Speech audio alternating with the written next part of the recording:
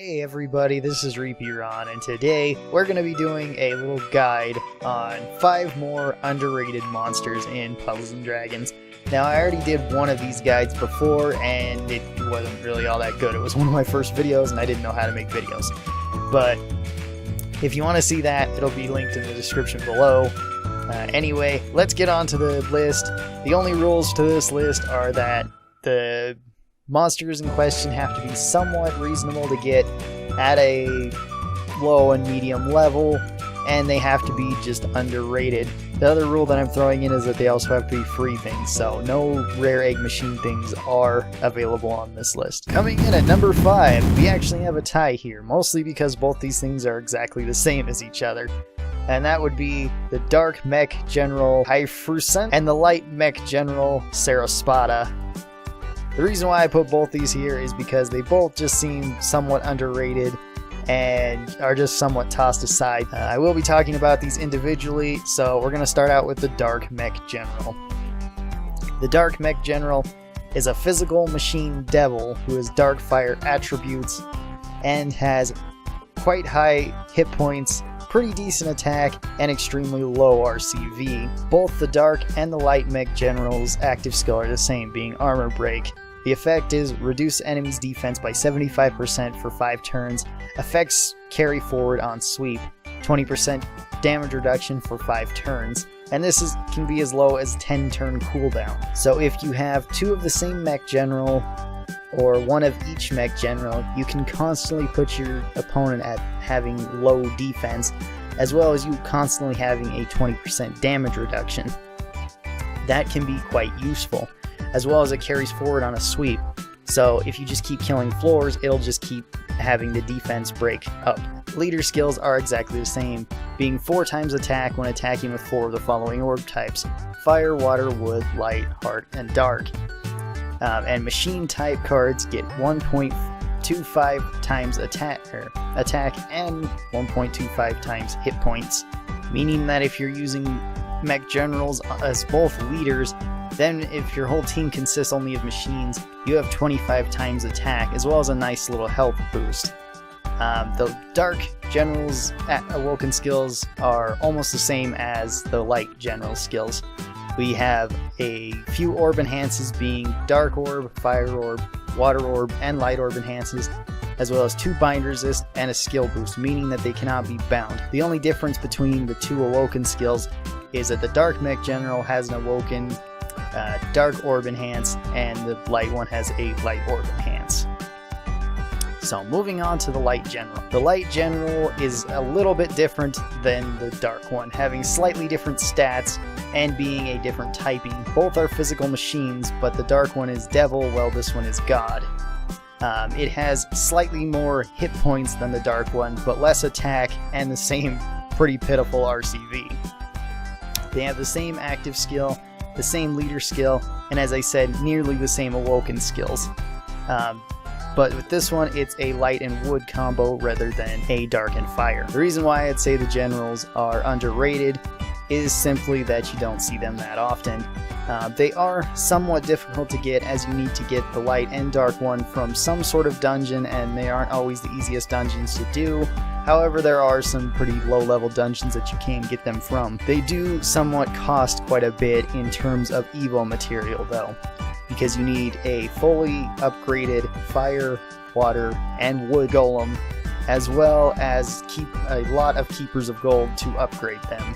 This is another reason why it may be difficult for early people to get, but if you pull the machine during the Evo Carnival, you'll probably be able to get what you need. Coming in at number 4 is Nocturnal Corpse Worm Dragon Zombie. Dragon Zombie is one of my favorites. He is just an all-over really cool guy. He is a dragon devil that is dark wood elements. His cost is only 40, so he doesn't cost that much. He has extremely high hit points, decent attack, and pretty low RCV. His active skill is enhance wood orbs and dark orbs by 6% up to 180% for the full board. And it's on a very low cooldown at max, being only 5 turns. His leader skill is Dragon and Devil type cards have 3 times attack. He also gives 50% light damage reduction. His awoken skills are a poison resist, a skill boost, cannot be bound, and a dark orb enhance. Overall, Dragon Zombie's leader skill is what really puts him on this list. His leader skill is immensely good, just being flat damage and damage reduction, as well as his active skill can be spammed since it's at a low cooldown. Although his active skill is not particularly the best, overall his leader skill is definitely very good for early people. Dragon Zombie is not that hard to get, especially in his first form, and in his ultimate form he does take a little bit, being jewels and a specific dragon fruit, but it's definitely not out of the realm of possibilities for an early person to get. Coming in at number 3 on our list is Original Goddess of Decision, Gaia. Overall, Gaia is a really strong card. She is a god attacker, double wood typing, and cost of 45.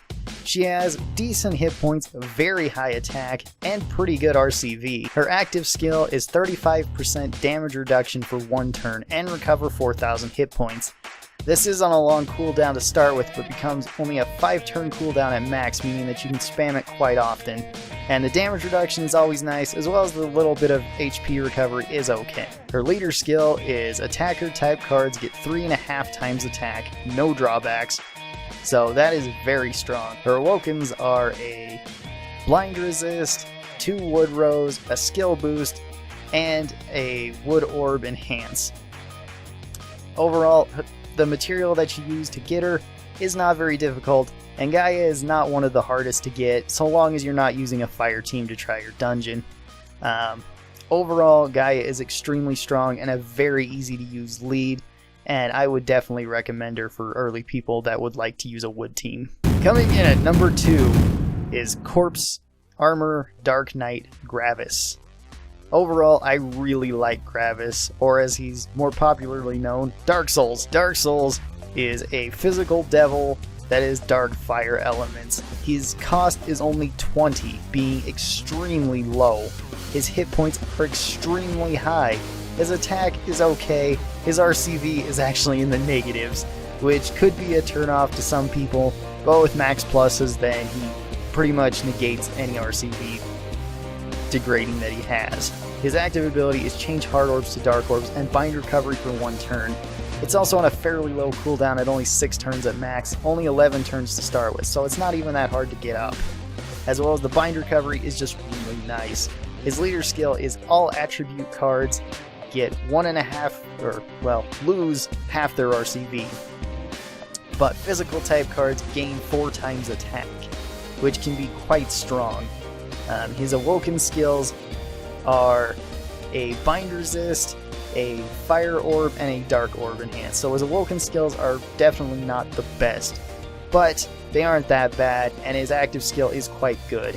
His leader skill is okay, but he's mostly going to be beneficial towards a dark team that needs something to have bind recovery or needs to change hard orbs to dark orbs, as well as just him having really high stats.